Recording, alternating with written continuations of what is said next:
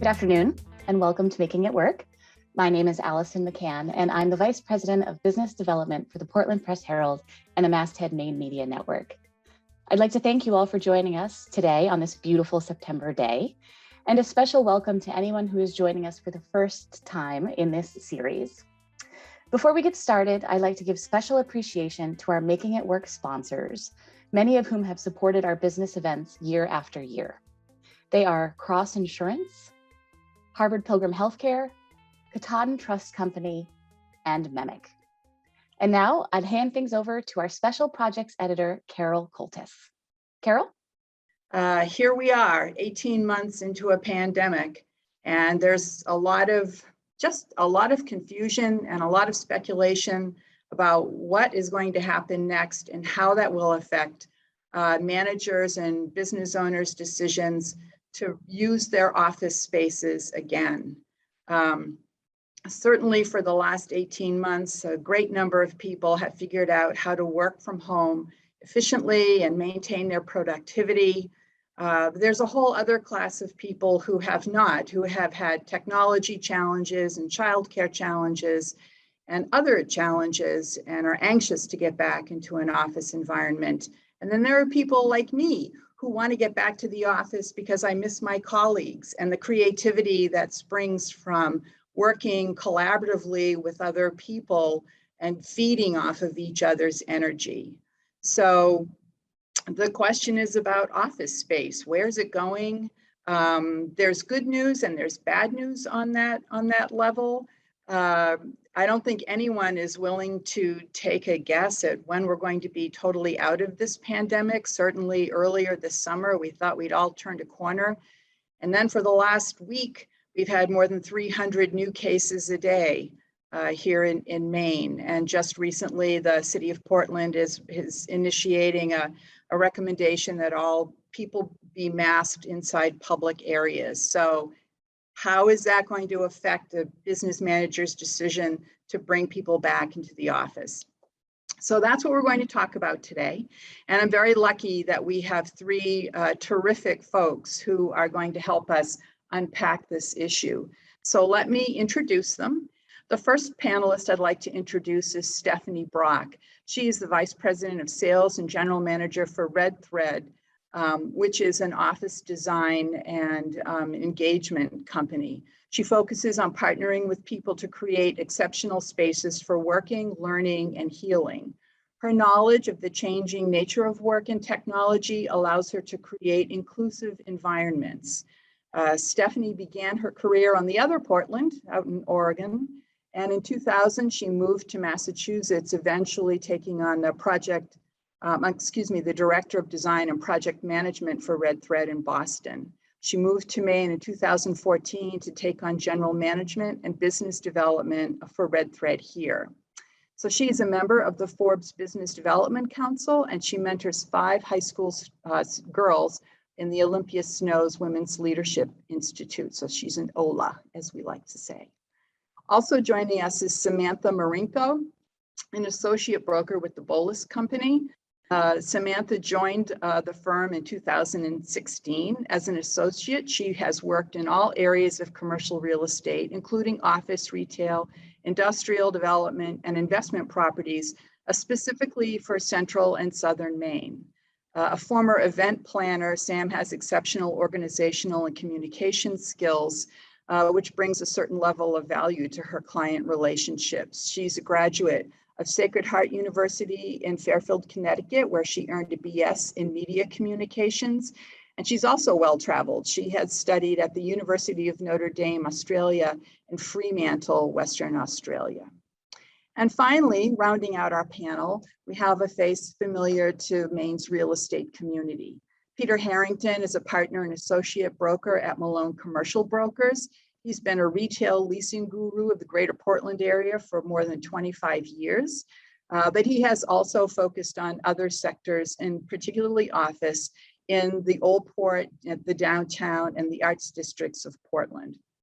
His expertise gets showcased every year at the Maine Real Estate and Development Association Forecasting Conference, And additionally, he was the 2019 president of the Maine Association of Realtors and a board member of the National Association of Realtors. And he holds a business degree from the University of Massachusetts in Lowell.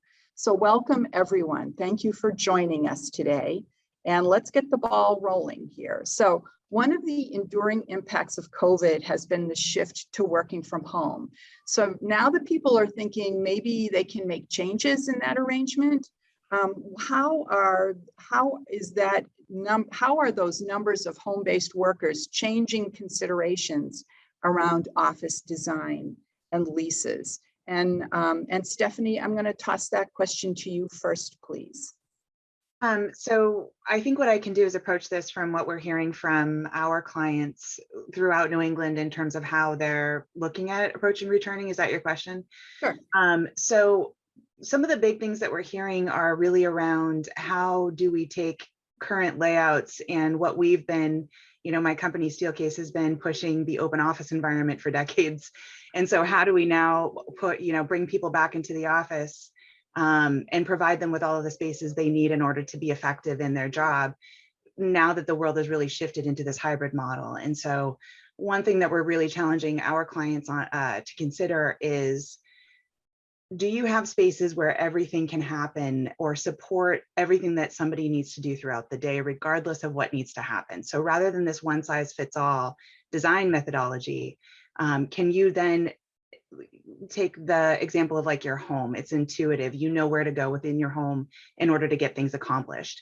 When I'm in the office, I'm going to need to connect to technology to have hybrid meetings. I'm going to need places to go to have focus work. I'm going to need places to lounge and socialize. I need places to collaborate. And where within your office can that all happen and be supported with technology? So that's right now what we're really hearing is the concern. How do we go from what was once this private office, open workstation, enclosed conference room space, and then flip it into a place that's democratized that can be shared spaces for everybody, regardless of what you have to get done in that day? So no more corner office suites for the muckety mucks. I mean, that's something we've been, we've been sort of like rallying against for a long time. But yes, how do you repurpose those spaces so that that real estate can go back to the community and be better served as a hybrid or a Teams or a Zoom meeting room? Good. And how about you, Samantha? What are you seeing? Yeah.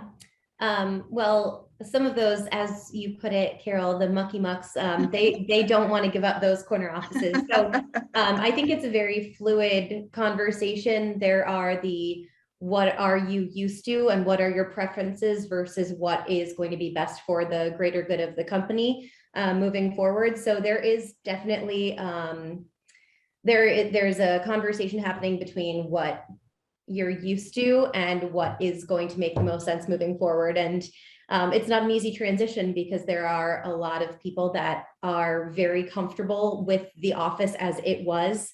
And can we ever get back to that, or does change have to happen moving forward? I don't know. I don't think we know exactly what that answer is yet. There's so much I think that we'll talk about later too, in terms of infrastructure we can put into buildings that make our air healthier. And so maybe we can maintain it as it once was, but there are benefits, as Stephanie said, to an open workspace as well. So I think there's a transition that was already happening even before COVID, especially out on the West Coast that was slowly making its way east. And now COVID has sort of kicked it into high gear over on this coast as well. So it's fluid and it's changing, but I think there will be benefits to getting back into the office one way or the other, whether it's more closed off as it once was or open and collaborative now.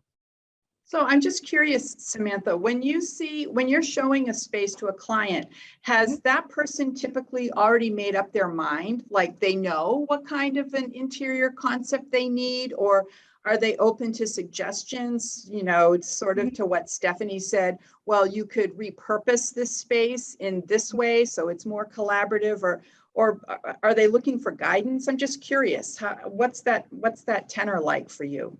Yep. A little bit of both. I think there are people that absolutely know with certainty what they need and what they want. And there are people that think they know what they need and what they want, but they are very receptive to feedback from brokers or people like Stephanie or other space planners and architects that have experience with modifying spaces to accommodate the needs. So yeah, a little bit of both. Okay. And Peter, what are you seeing with respect to new considerations from, people who have been working from home for a long time and now their bosses are considering reconvening everyone back in the office space? So what are you seeing? Well, I think I agree with Samantha and Stephanie that the technology will change over time to make workplaces safer. And we have a couple of clients, East Brown Cow being one of them, that have placed new Halo LED HVAC units into most of their buildings to help purify the air. There are people who are a little reluctant to come back to the office at this point in time, but there are a lot of people working from home. But what we have missed a little bit is Maine has seen a major influx in people from out of state that have moved here and had the ability to move here and work remotely. So that's a big part of it as well. So these people weren't able to before. They lived in Manhattan or Boston or someplace. Now they can live in Maine and work and have an opportunity to be in a state like Maine, a great state, great place to raise a family, great place to live. And I think you will see over time that this will entice some of those companies to also open offices here to accommodate these people, and they can do a hybrid model that way. But I think about 40% of our houses that were sold during the last 6 months of last year were to out-of-state buyers, which is often common in Maine because we have a high vacation home number of vacation homes. But it is a big bonus for us to wind up luring people from major cities who are now working remotely in Maine. And as the pandemic wanes and as we hopefully get the Delta variant under control, that could hopefully lead to opportunities for office spaces in Maine. But there are people who just want to have private offices. And a lot of the leases have been smaller leases where there's a couple private offices. I do think, I agree with Stephanie, that bigger open spaces and more modern, newer buildings in the future will probably be easier to control HVAC and to get, it's all about HVAC control, I think, in the future. And that's going to be a big part of us all feeling safer moving back to office spaces. Cool. Well, so one of the things that a couple of you mentioned is that right now it's a tenant's market and that there are some good deals to be had. So for people who are considering either going into new office space or, changing up their location or downsizing their office space, there's more inventory now than there has been historically. So could you speak to what you're seeing and offer some examples of how companies are using that to their benefit? For instance, negotiating shorter leases or asking a landlord to put in hoteling stations, other things like that. Samantha, you were talking about how different it is. You now have some properties to show someone who's coming to look for office space versus a few years ago where you'd be lucky to have one or two places to take them. Yeah. I think that it's more of a tenant's market than it was 2 years ago when the vacancy rates, particularly in the downtown office market, were nil. They were historic lows, particularly for Class A downtown. And it's more of a tenant's market now than it was. I wouldn't say it's overwhelmingly a tenant's market. I don't think landlords have to give away their space. But it's helpful now because there is inventory. There are spaces to show when somebody wants to coordinate a tour. We can do it. They have multiple options and we can wait 2 weeks before making a choice sometimes. I mean, that was not the case a few years ago. There were things that were flying off the market because options were so slim. So I would say it's more of a healthy balance now than an overwhelming tenants market. But I think this is a good place to be because deals are getting done. Rates aren't extraordinarily low. In fact, I don't think, Pete and I discussed this earlier, I don't think they've dipped very much at all. Really? Yep. I think it's a very healthy place for the market to be right now. Interesting. And so Pete, you're seeing the same kind of activity? Yes, we have seen an uptick in activity, this year in office space. And, there's this need, there's certain tenants that just need space, like the CIEE building on 4th Street, just leased to the University of Maine system for their law school, which they had to move, so there's this certify moved to the all public market space last year, and they were looking at a rehab of a building. So there are tenants out there that absolutely need to have space and are jumping on some things as a need. That's a 60,000 square foot space on 4th Street, which is great for downtown to have people back in the office. It's great for the little restaurants and bars and sandwich shops. And, there are people that are out there looking for smaller offices as well, again, which, again, the beginning of last year, and we certainly have seen, we really had no place to go with new office space we have very low Class A vacancy rate. So but the cost to build things have also skyrocketed dramatically and making it difficult to build new office space. So I think you'll see that help with with some of the vacancies that are out there as we move forward. A couple of more functionally obsolescent or older office buildings are being converted into residential, which is another vibrant thing for the community and for downtown, where people can walk to work and live work sort of situations. And I think there'll be repurposing of some office spaces into other uses. But overall, I think I agree with Sam.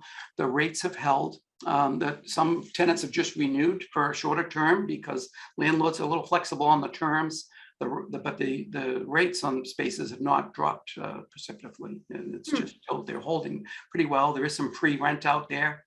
The cost to renovate office space is very expensive as well. So if a tenant is looking, it's best for them to find a space to get the best deal for both parties that does not need a great deal of work to it.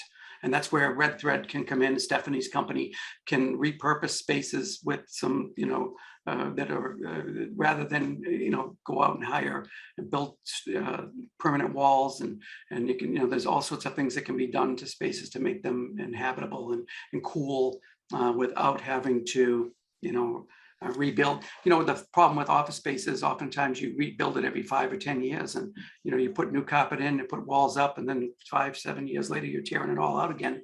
It's not great for the environment. It's not great for landlords or tenants.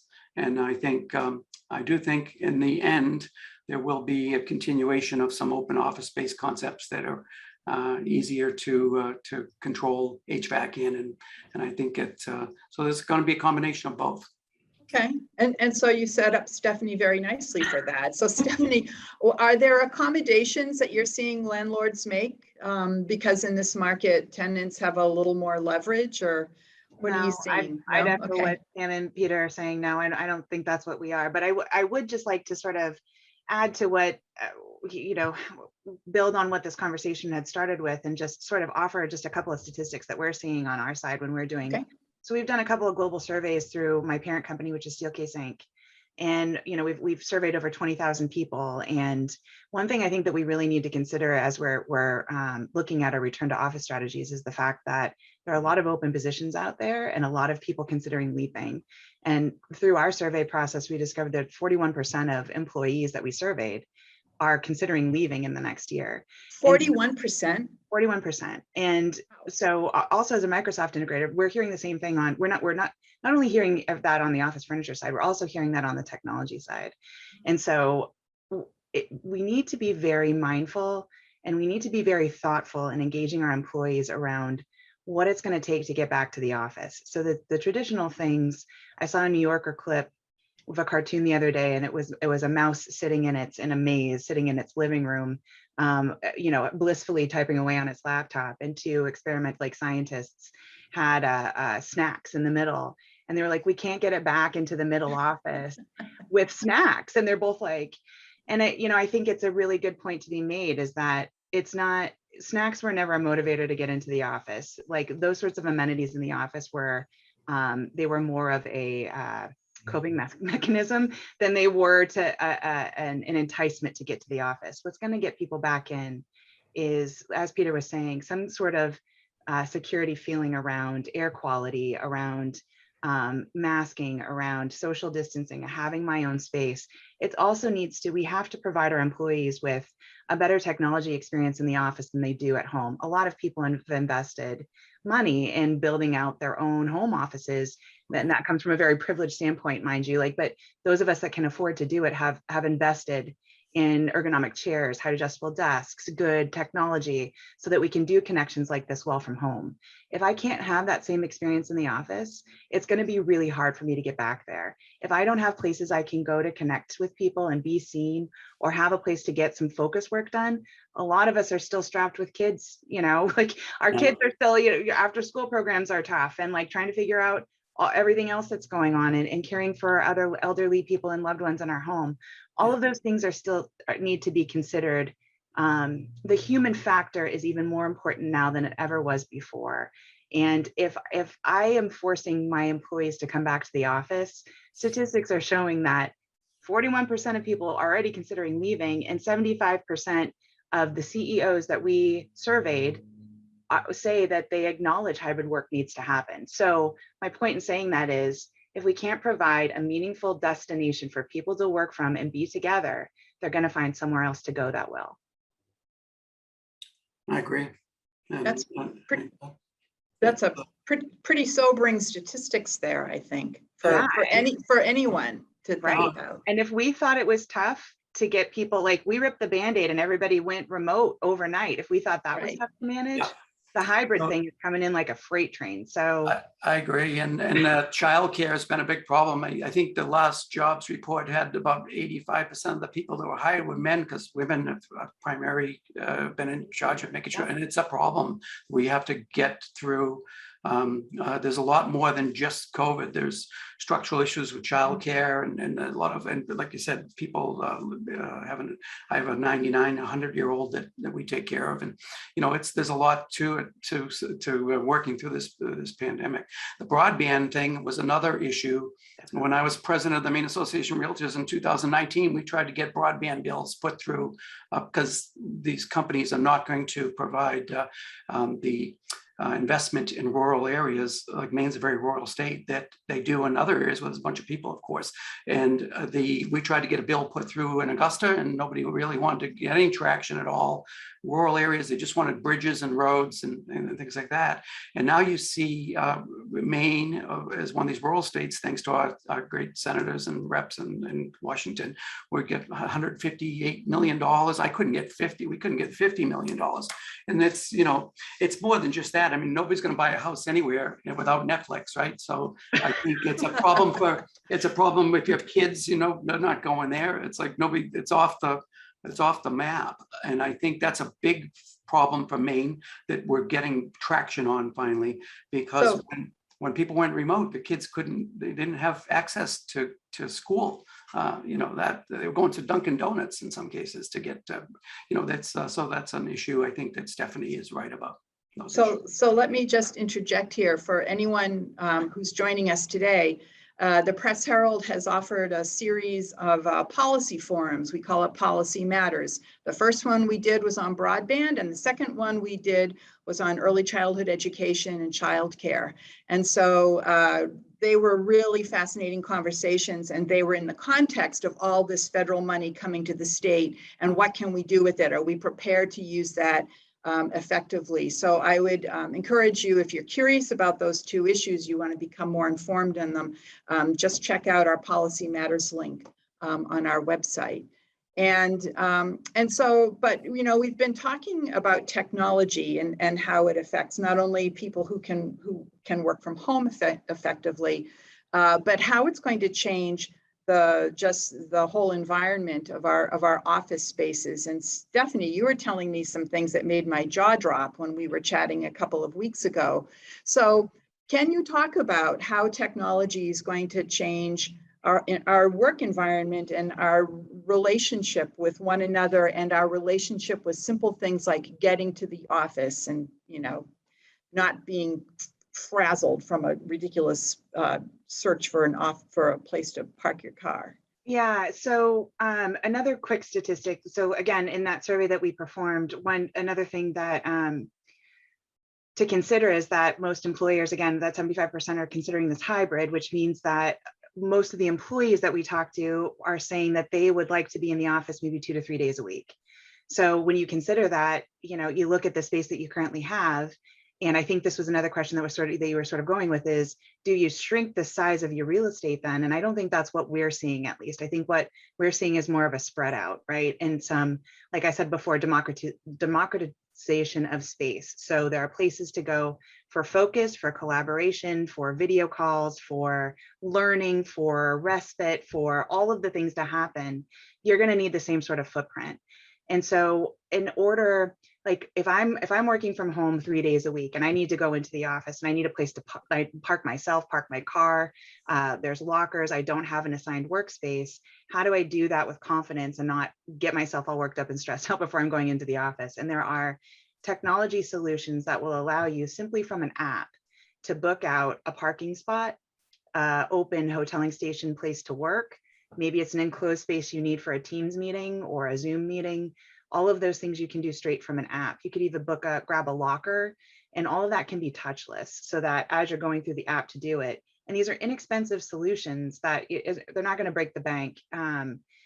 This is where we're really encouraging our customers to invest. It's some modifications of what you currently have to suit your population, and then also some technology solutions that will allow you to reserve those spots so your employees feel good about coming into the office. And they can even search based on the different attributes they may need. So maybe they need dual monitors, or somebody wants to be close to a window, or maybe somebody needs to search where their teammates are in that day, or maybe they don't want to work in a high concentration, so you could see sort of like heat maps of where people are clustered. So all of those things are available. We're also, as I mentioned, a Microsoft integrator, and I think where we're going, and this point was coming up earlier in our conversation, technology has been influencing the way that we need to redesign offices for years. And technology shifts as quickly. I mean, our devices are almost obsolete the minute we pull them out of the box. I shouldn't say that, but they're out of date when you pull them out of the box, right? And so our spaces need to be able to flex and perform along with our technology. And one big push we're going to see over the next at least couple of years is this big push for AI. And I don't know if the audience, a lot of people are Microsoft users. And so Cortana is something that, as we've moved through the pandemic, has gotten smarter, at least for me. So I get emails that pop up every day that remind me of what my meeting schedule looks like. It attaches files that might be relevant. It tells me, it sends me tasks and reminders of things that I had sent out. And she's just going to continue getting smarter to the point where in a Microsoft-based environment, I could just simply I could walk around with my Surface Pro, and Cortana is going to recognize me as I walk into a room. And so the newest development that we're watching is the software. Cortana will listen to what's going on in the room in the meeting, transcribe the meeting, create parking lots for lists, create tasks, and assign them out to people. She'll literally be able to recognize who you are through the device that you're carrying. So as a lot of us are sort of hesitant to be touching a lot of things or be in the same room, Cortana will even tell you if you set specific parameters around, this room capacity is 5. If a 6th person walks in, she'll say, wait a minute, too many people. And then one person needs to leave to go take that call from another place. So really keep your eyes out on where AI is going and how it influences our approach to the office in the next 3-ish years. So I find that so intriguing and also a little creepy. Oh, it's super creepy, but I'm sort of like I'm in with our robot helpers at this point. I need one of those. Right? Wow. And what about, are there technological innovations that you, Sam, or Pete are seeing as well that are really like it's trickled down to the sort of things that people are expecting? If you're leasing an office today, here's what you expect in terms of available technology. Yeah, I mean, and I'm not seeing anything on the level that Stephanie talked about yet. I think that that's all on the horizon, and we're probably heading in that direction. But I mean, I opened a locked door in downtown Portland from my cell phone at my house in South Portland the other day, and I thought that was pretty amazing. With just, you know, an app on the touch of a button, the door stays open 5 seconds, locks behind you. So yeah, we're definitely heading in that direction, because a couple of years ago, like a fob was the big thing to get into a door. So, you know, I can do it from an app on my phone, and I think we're slowly integrating new technologies and making spaces more appealing. And like Pete said earlier, office space tends to need a revamp every 5 to 10 years. So I think as these revamps happen, new IT will be built into the infrastructure of the new spaces as we go. So I think there will be an evolution and an integration as over time. Cool. Yeah, and I just can't emphasize enough. I think the technology, the HVAC technology will change.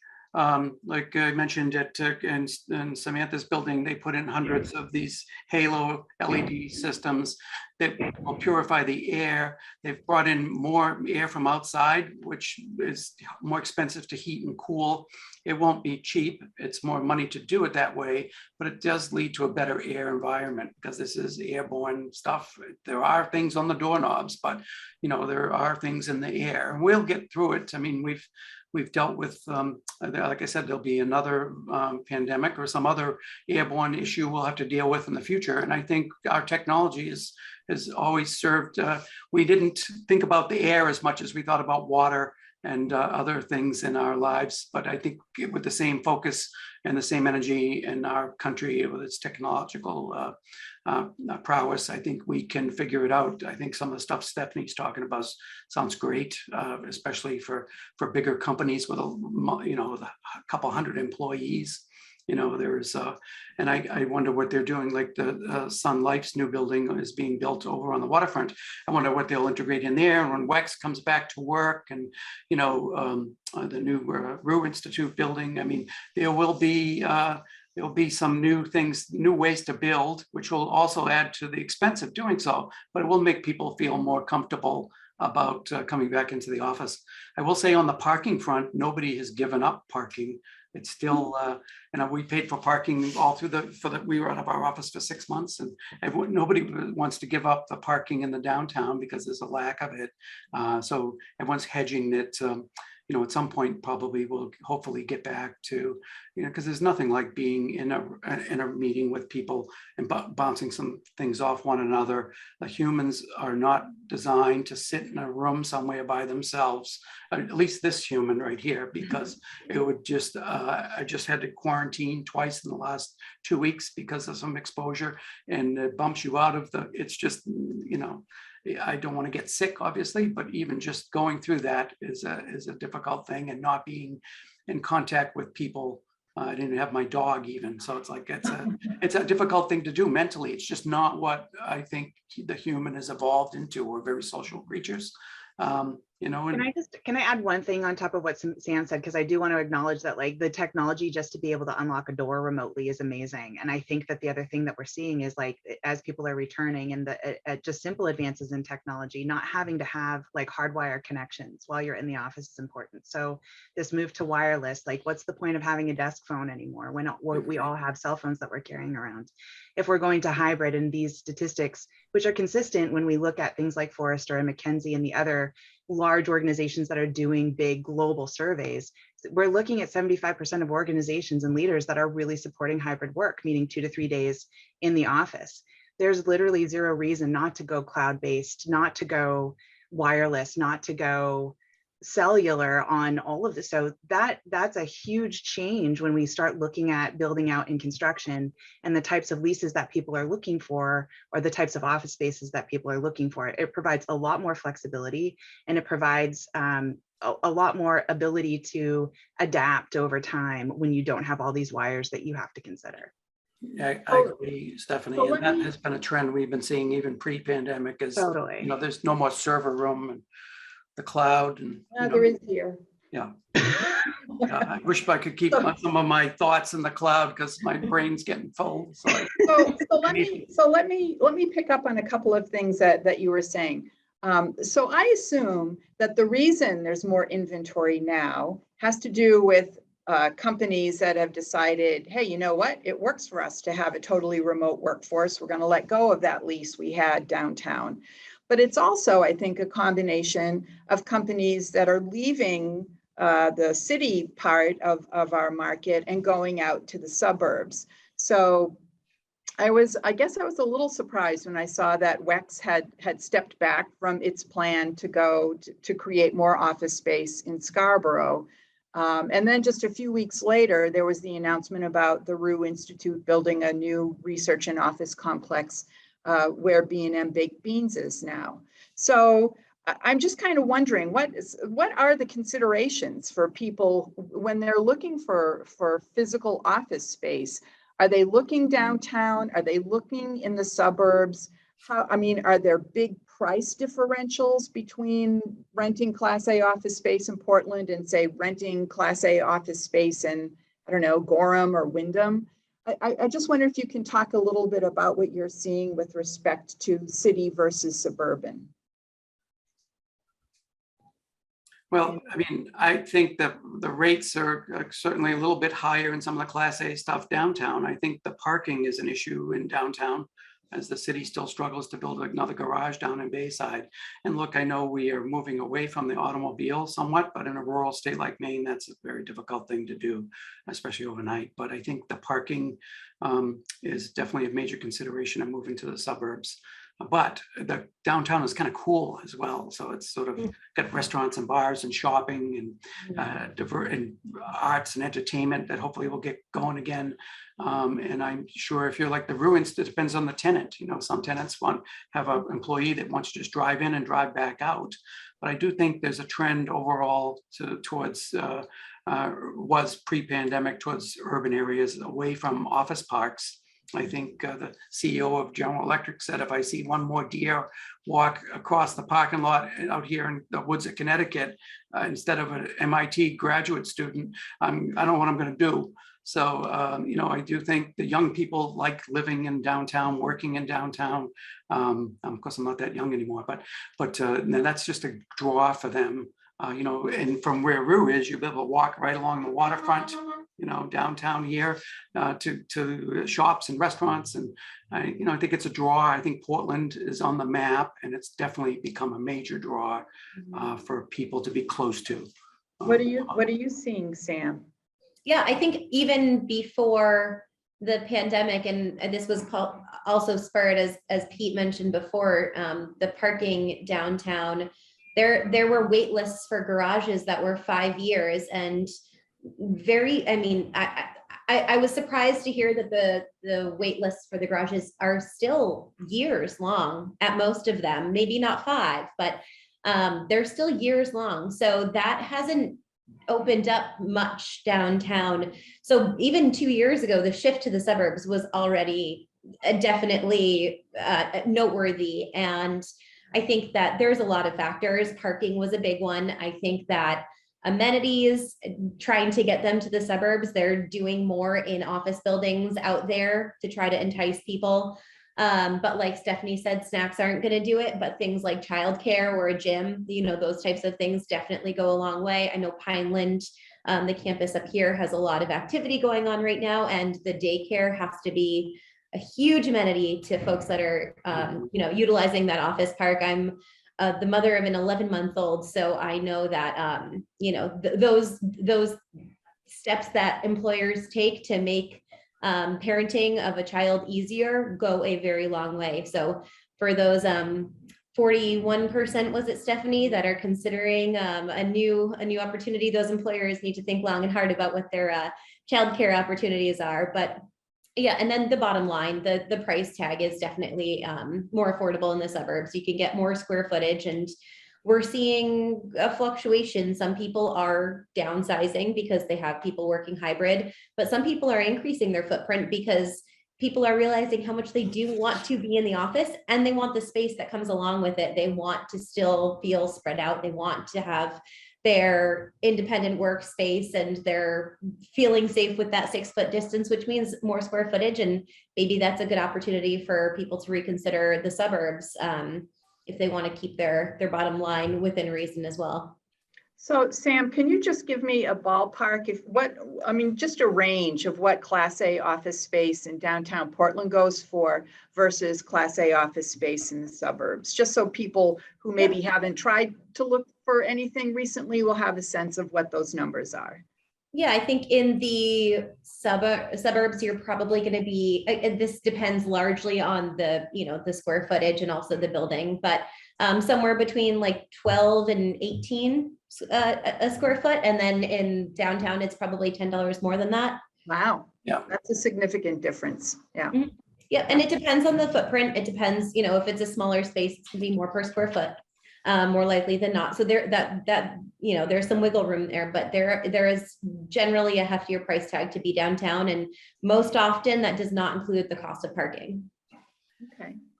And so we have a few more minutes before we turn to the questions. I'm just curious, are there other trends you're seeing that are affecting decisions or availability of office space? Anything that we didn't touch on that you wanna mention? Well, Sam, you have survey results to share, right? Yeah, I've got a little bit. And so I know Stephanie's company did a survey that was national for 20,000. Ours was much smaller scale and much more local. But yeah, some of the feedback was, I think it was about 49% of the people that responded said that they're back in the office full time right now, which I think is very positive. 49 was the majority because there were a number of different options beyond that. So the majority of people are already back in the office full time. And again, this was small scale. So this is a relatively local feedback that we got. And so 46% said that their preference is to be in the office at least 81 to 100% of the time. Wow. And yeah. So, and again, 46 was the majority based on the number of response options that they had. So I think that those things bode very, very well for the office market. I think that should give landlords some assurance, and that should also give employers a little bit of direction, knowing that that's the feedback from the majority. Do you think that's part of the reason why the rates haven't come down? I mean, I'm a little surprised if there's more inventory that, usually it's a matter of supply and demand. And so if there's more supply, usually the rates will start to come down a bit. But you and Pete both said you're not seeing, and Stephanie too, you're not seeing a lot of movement in where the rates are. Yeah, I think the supply it's not an overwhelming supply. I think that's part of it. The rates, the vacancy rates where they was just exorbitantly low, historical lows. So where we are isn't, even though it's significantly more than what it was, it's not, it's not overwhelming. The number is very comfortable and it's a very healthy place for the market to be. Mm-hmm. So I think that's probably one of the reasons. And then Pete also mentioned earlier, there are other ways that landlords can entice somebody to come into their space. And that's, free rent. That's maybe doing the customization of the space in the form of TI or a tenant improvement allowance. So there are other ways that they can entice somebody and make it fiscally appealing, aside from just the reduction of the price per square foot. Yeah, and I agree that there has not been huge demand. There are some things that move forward. WEX didn't move forward. I think part of that has to do with the expense to build as well. And there probably would be other opportunities for them to lease space in the future, but the demand has not been through the roof. There's been a few good sized deals done, but a lot of them have been smaller deals in the office. So I think the jury's out on that. I do think that some really nice Class A office buildings in the suburbs. Some of the towers in Portland hit, in the high 20s, $28 a square foot modified gross. And some of the suburban rates are a little bit less. They are a little more open sort of spaces in the suburbs that are kind of different, but Sun Life is moving from the suburbs to the waterfront. So it goes back and forth. It's done this, I've been doing this 30 years. It goes back and forth over time. They both have their merits and their values. And it depends on, and that childcare that Samantha mentioned, and Pineland is a great example of an urban campus environment. It's a good place to go work. You know, they have a bowling alley. They have a, you know, that's the things that people want. I think they want more than to just drive in and drive out. And go back home. And I do think there's some positives from the pandemic. People are biking more, they're outside more, they're exercising more. They are thinking about leaving their jobs and doing something different. They think about moving to Maine, and as opposed to sticking and driving. You know, it's people complain about driving into downtown Portland, but if you ever, I used to drive into Boston. It's ridiculous. And that effort and energy is something that I feel there's upside for Maine and for Portland area, nothing but upside for the future for our office market, residential market. You know, we have a huge problem with affordable housing, and for apartments for people to move here. You know, you go to Boston and major cities, they're building apartment buildings everywhere.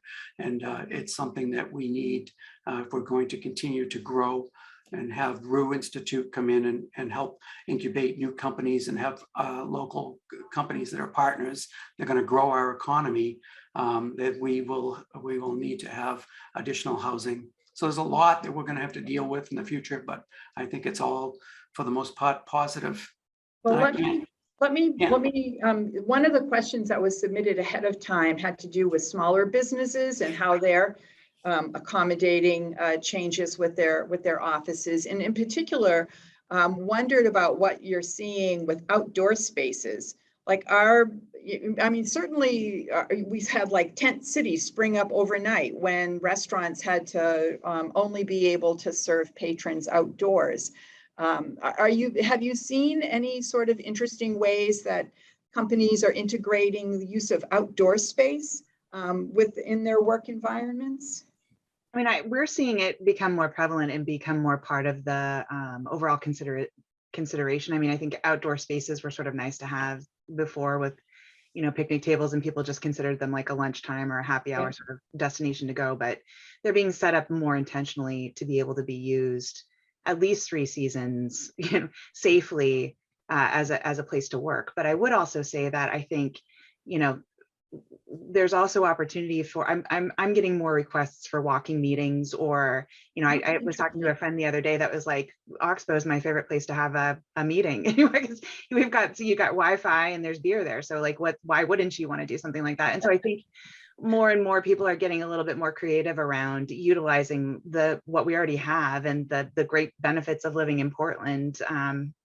You know, just getting a little bit more creative with at least outside meetings. Cool. I would agree. It's not, and for the office users, it's not been as prevalent here. I do outside meetings, did them all the time during the pandemic. Down here, I'm on the waterfront in Portland. It's easy to go find a place to sit and socially distance.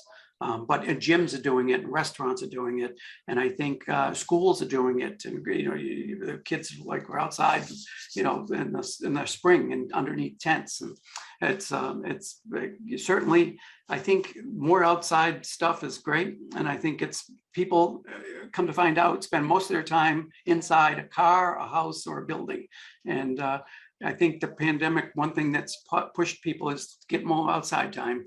And I think that is such a positive for us and for our state, you know, because it's a long, dark winter. Yes. You don't ski. All know that. No, it's no, but I don't think workplaces have done tons here to use outdoor spaces. I'm sure that could change in the future.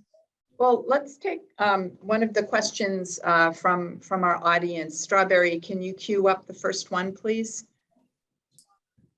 For sure. Are you seeing an increased demand for flexible spaces rather than dedicated offices for individuals to support things like hot desking and hybrid teams? Stephanie. Yeah. Yes, we are. I mean, it's a shift. Like I said before, it was a shift that was sort of we were in favor of before the pandemic, but now we're really. I mean, our organization is really focused on engaging employees and understanding culture. And office space can be a lot like software. If you have a broken process, software is going to make it worse. Just like if your culture isn't super healthy, then the opening up your office space in that way isn't going to make it any better. And so we really are proponents of really engaging employees and understanding what's working, what's not, what's the culture, what are people concerned with, how are people interacting, so that you can build out a space that's going to function best for the way that your organizational culture is structured. And so, yeah, I mean, we're seeing people, the big trend that we're seeing is before the pandemic, conference rooms and meeting spaces were all mostly enclosed, just because the noise it gets loud and people don't want to be disrupted. Whereas like individual or focus work was all done out in the open. And now we're seeing that sort of inverse flip happening.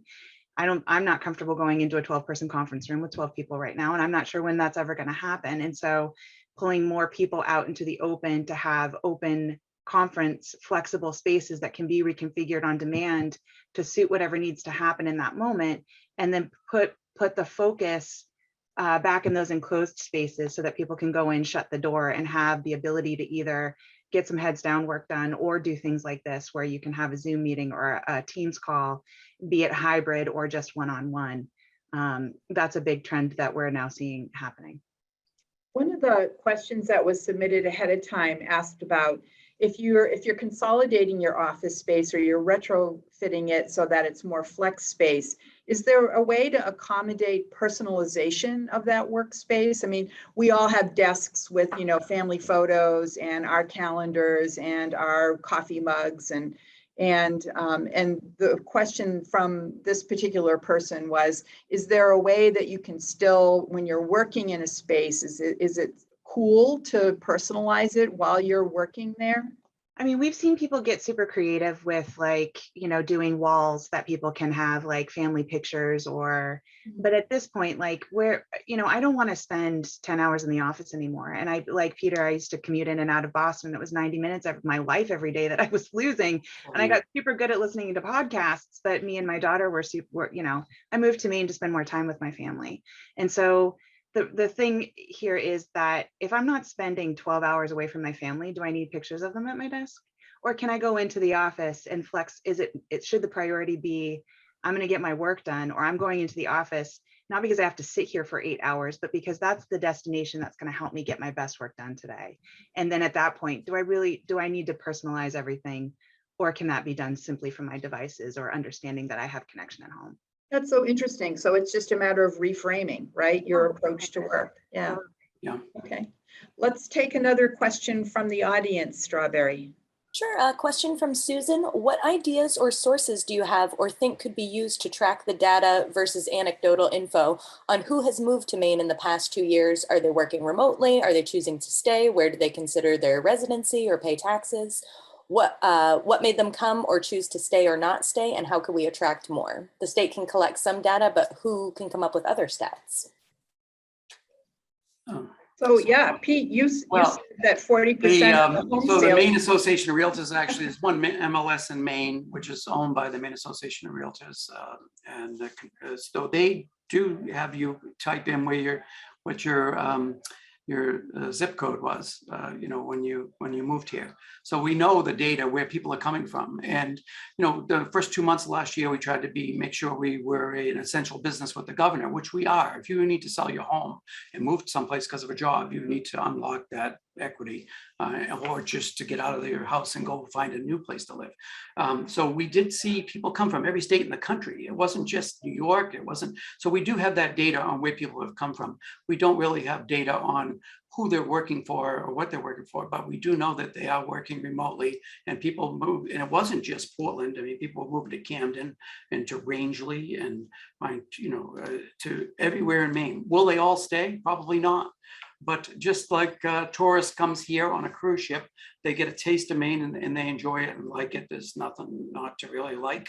I know it's a great state. We're a great airport. We're an hour and a half from Boston. Could take another hour and a half to get from the Tobin Bridge to your office. But it's but that is something I think some people will leave, some people won't stay.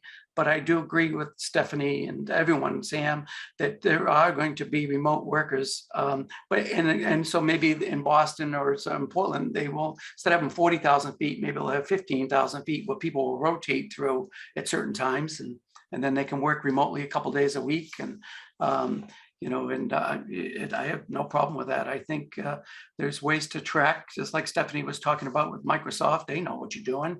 And in fact, people were working twice as hard from home as they were in the office half the time because they had kids, but they did allow them to put their kids to bed or give them a bath and spend some time with them and have dinner, like Stephanie said. Then they're back on the computer at 10 o'clock at night, and they know there's tracking software. You know whether someone's working and whether they're getting their work done. But the collaboration part, though, and getting together with people and trying to work through things face to face is sometimes important. And I think the Zoom thing is great. Of course, now it's become, the technology is so great that people can see whether you're frowning or not when someone comes up with an idea, as opposed to just smiling all the time. It's really, and it saves us from having to drive. I'm on Maine's legislative committee for the Maine Association of Realtors. I didn't have to drive to Augusta every 2 weeks for a 2-hour meeting. We could do it via Zoom. So there's that part of the technology part is here to stay. It will save us a lot of time and effort, driving 2-3 hours a day back and forth for that one meeting outside the office. So let's see, we've got 2 minutes left. Let's see if we can get to that last question. Oh, wait, Sam, did you have something to say? Oh, I was just going to say, I think that question came from Susan. I was just going to tell her and anybody else that's interested, our survey results, they're not quite done yet, but as soon as they're ready, if you sign up on our website, we'll send them to anybody that wants them, all about the stats of who's working from home and how many, and so that's another option. And we can post that on our landing page for this event. And Stephanie, is yours public as well, or your survey? Yep, and I'll send that along too. Oh, great. Good. Okay, last question, Strawberry. All right, the last one is from Lacey. Some companies nationally have been using wellness certifications like WELL or FitWell as a mean of communicating to employees the efforts they've taken to facilitate health and wellness in the office and make employees more comfortable with coming back. Is this something that you're seeing in Maine yet? Not yet. I haven't seen either. I'm familiar with that, and I haven't seen those quite come through, but I can tell you, just at least from our standpoint, wellness, diversity and inclusivity are all, like, I hate to call them buzzwords, but those are huge things that we're seeing training around now in terms of spatial design, employee engagement, and office culture, is really understanding and making sure that people, both from a mental health, a cognitive, social, mental health position, as well as being able to recognize themselves in space. Those are all things that are at the forefront right now in terms of where we're getting trained. And I've not seen that either, but I know there are companies out there that will provide counseling services and services about how to, anything from how to, questions about kids, or that companies are signing on to, that people can get so much time with to get, because it's been, this has not been great for people's mental health. Certainly is a big issue through this pandemic for people who have issues. And I think that is something that companies are looking into, because if you're working remotely and you don't have someone to bounce stuff off of, and you can get stuck in your own head sometimes. But I think that companies are looking at ways to keep people, give them some services that they would not otherwise have done pre-pandemic to make sure their employees are healthy and happy. Yeah, I think that HR has really been put through their paces in the last year and a half, and have really stepped up in terms of broadening the services that they can offer employees, and just becoming more attuned to a wider array of things that can be done to make people happier in their work life. So on that note, I would like to thank our panelists very much for joining us today and sharing your insight and your expertise. It was a really interesting conversation. I think we should reconvene in 6 months and see, where the heck are we? Wow. And how have we resettled? Hopefully we have resettled into our work lives. But until then, thank you again, everyone. And thank you to our sponsors, to the audience, but most particularly to our three panelists, Sam, Stephanie, and Peter. Enjoy the rest of this beautiful September day. Take care, everyone. Thank you, everyone. Very much. Get outside.